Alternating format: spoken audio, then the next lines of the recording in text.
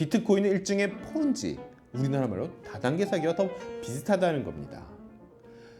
비트코인 가격이 오르는 것은 더 많은 투자금이 유입될 때뿐입니다. 다단계 사기하고 비슷하죠.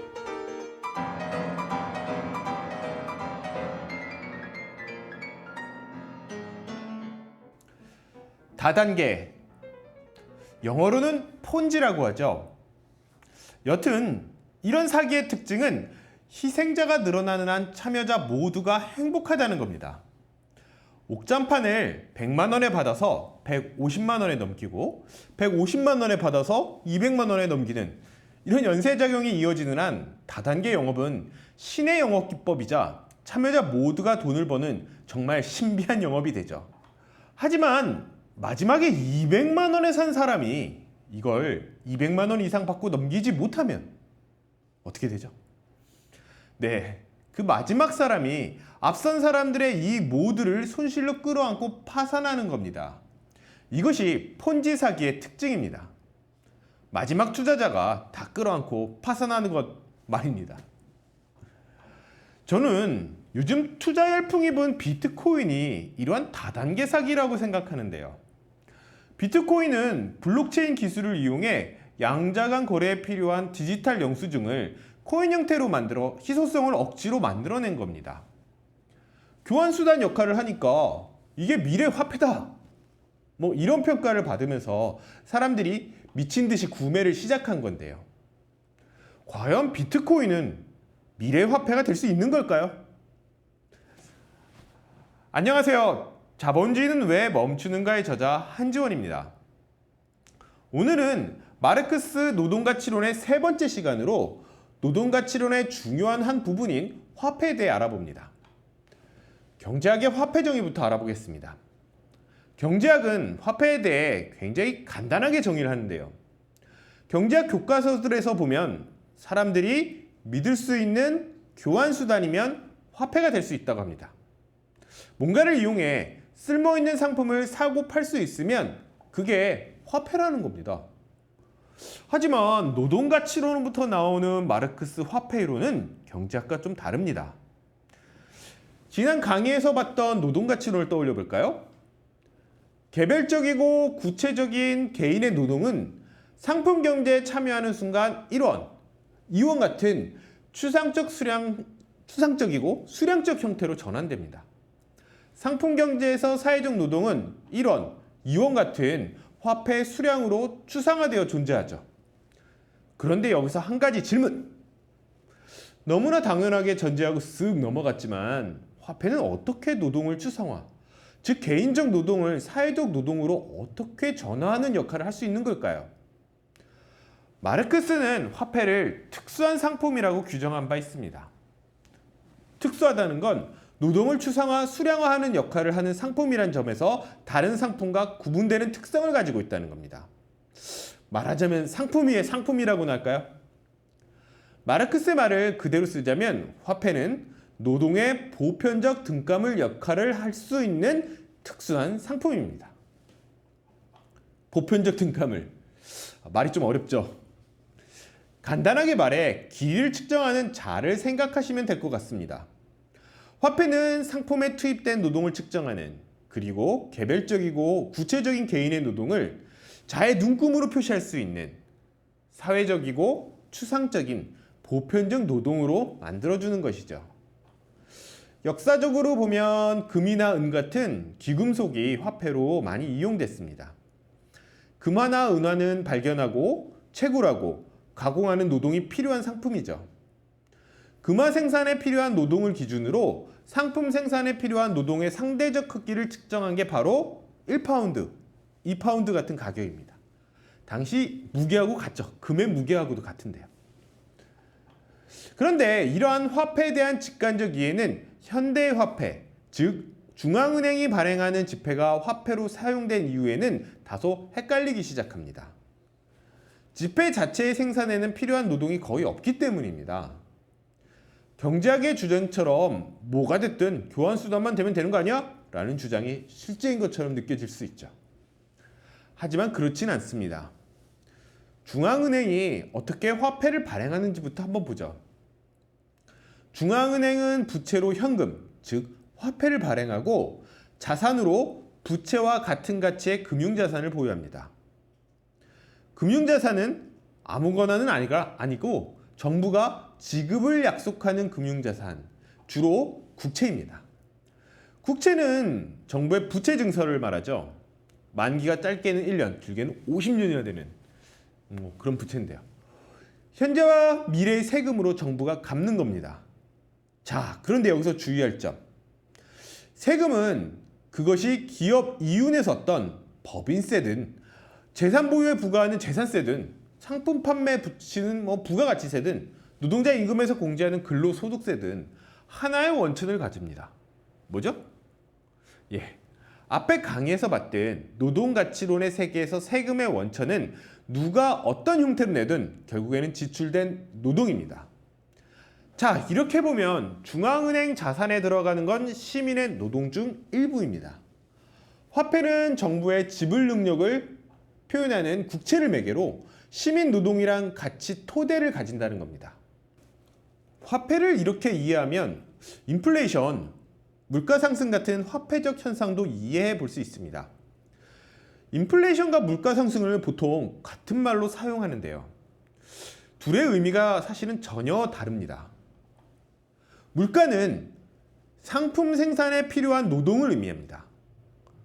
노동 생산성이 상승하면 같은 생산물에 필요한 노동이 감소하므로 기술 혁신과 함께 물가가 일반적으로 하락하죠. 노트북이나 텔레비전 같은 전자제품을 생각해 보시면 이해가 쉽게 될 겁니다. 제가 결혼할 때 샀던 32인치 평면 TV가 있는데요. 당시 250만 원 정도 했던 것 같아요. 요즘 같은 시기면 같은 사이즈 평면 TV는 50만 원도 하지 않죠. 반면 농산물이나 석유처럼 자연환경 조건이 변해서 생산에 필요한 노동이 급증하는 경우도 있습니다. 이럴 경우 물가가 보통 상승한다고 진짜 말하죠. 자, 그런데 소득 증가와 함께 시민들이 소비하는 상품에서 농산물이 차지하는 비중은 사실 크지는 않습니다. 전반적으로 보면 기술 혁신과 함께 노동 생산성이 상승하면서 물가는 하락하는 경향이 있다고 봐야 하는데요. 그런데 우리가 경험하듯 상품 가격은 아무래도 상승하는 것처럼 나타납니다. 짜장면값 한번 생각해 보시죠. 1980년대 800원 하던 짜장면 가격이 현재는 5,000원 정도 합니다. 그런데 과연 중식 업종의 생산성이 이렇게 하락한 걸까요? 아닙니다. 화폐 가치가 하락한 거죠. 1980년에 800원이 실제로는 현재 5,000원보다 노동을 표현하는 양이 컸다는 겁니다. 이런 화폐 가치의 하락을 우리는 인플레이션이라고 부릅니다. 직관적으로 역 그림을 한번 설명을 해보죠. 물가의 변화가 상품 생산에 필요한 노동의 증감이라면 인플레이션은 그 가치를 측정하는 척도가 변하는 걸 말하는 겁니다. 어떻게? 직관적으로 이해가 좀 되시나요? 그럼에도 상품 가격이 전반적으로 계속 상승하는 것처럼 나타나는 이유도 인플레이션이 항상 있기 때문입니다. 경제정책 차원에서 정부는 현금을 축장하려는 유인을 약화시키기 위해 어느 정도의 인플레이션을 유도합니다. 화폐 가치가 하락하는 상황, 즉 디플레이션이 경제 침체와 같은 의미로 사용된다는 점만 생각해봐도 그 이유를 알 수 있을 겁니다. 자, 중앙은행의 한번 대차대조표로 이 상황을 한번 설명해보죠. 자산이 변화가 없는 상태, 즉 국민이 지출하는 노동이 변화가 없는 상태, 또는 경제가 변화가 없는 상태에서 현금만 늘렸다고 한번 생각해 봅시다. 먼저 자산과 부채는 가치가 같아야겠죠. 화폐 한 단위가 표현하는 노동은 감소할 겁니다. 인플레이션입니다. 정부는 보통 적절한 인플레이션을 일으키기 위해 현금을 경제 성장보다 약간 더 빠르게 늘립니다.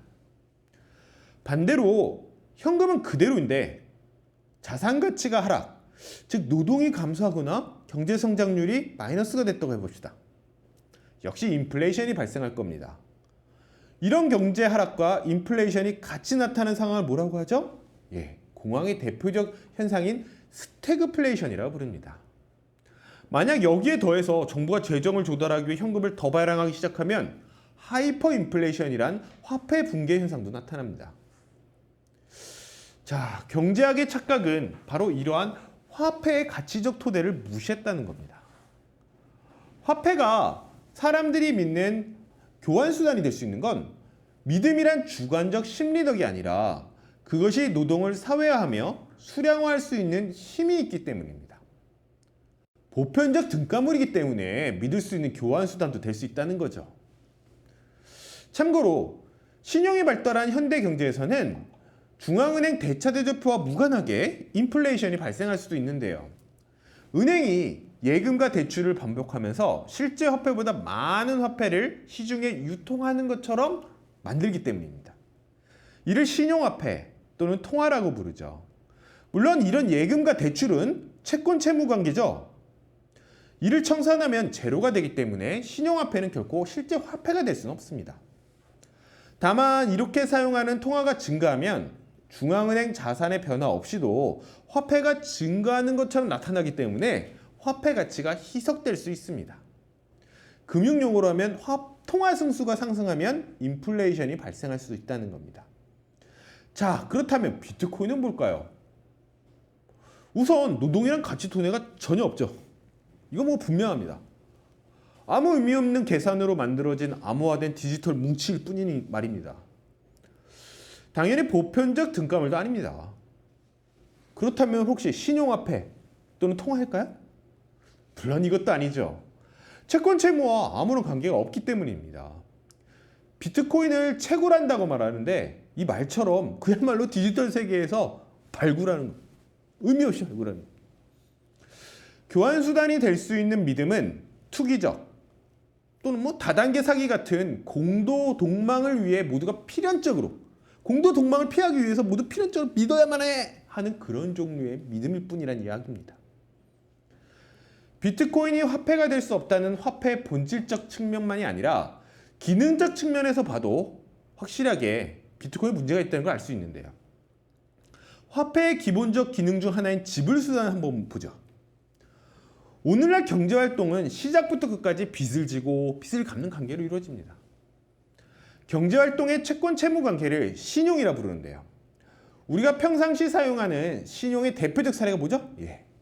여러분이 가지고 계신 신용카드입니다.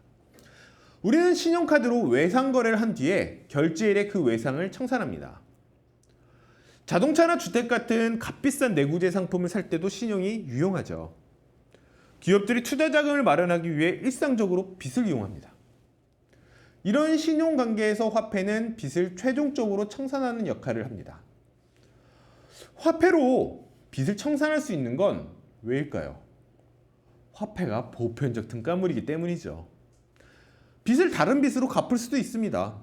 영어로 롤오버라고도 하죠. 하지만 빚이 빚으로 이어지는 사슬이 무한히 계속 이어질 수는 없는 노릇입니다. 빚의 사슬이 지불의 사슬로 바뀔 때는 화폐가 반드시 등장해야 되는 거죠. 만약 화폐가 채권 채무 관계를 청산하지 못하면 채권 채무자가 줄줄이 파산하는 부도의 사슬이 나타납니다. 비트코인이 지불 수단이 될 수 없다는 점은 두말할 나위가 없습니다. 컴퓨터 연산으로 만들어진 디지털 영수증으로 채권 채무를 관계를 청산할 수는 없죠. 채권자가 비트코인으로 채무를 청산해 얻을 것이 없습니다. 심지어 비트코인은 제대로 된 금융상품도 아닌데요. 아까도 말씀드렸듯이 금융상품은 청구할 대상과 내용이 있어야 합니다. 비트코인은 그 어떤 대행물도 가지고 있지 않죠. 비트코인은 일종의 폰지, 우리나라 말로 다단계 사기와 더 비슷하다는 겁니다. 비트코인 가격이 오르는 것은 더 많은 투자금이 유입될 때뿐입니다. 다단계 사기하고 비슷하죠. 자, 이상에서 마르크스의 화폐론과 비트코인의 실제에 대해 살펴봤습니다. 어떠신가요? 막연하고 당연하게 보였던 돈이 좀 다르게 보이시나요? 다음 시간에는 세계 경제의 최고 이슈 중 하나죠. 양적 완화, 인플레이션, 정부 부채 문제를 마르크스의 화폐론으로 분석해 보도록 하겠습니다. 오늘 좀 잘 이해가 되지 않는 내용이 있었다고 한다면 다음 시간에 한 번 더 화폐론을 설명할 테니 그때 한번 이해해 보시면 좋을 것 같습니다. 감사합니다.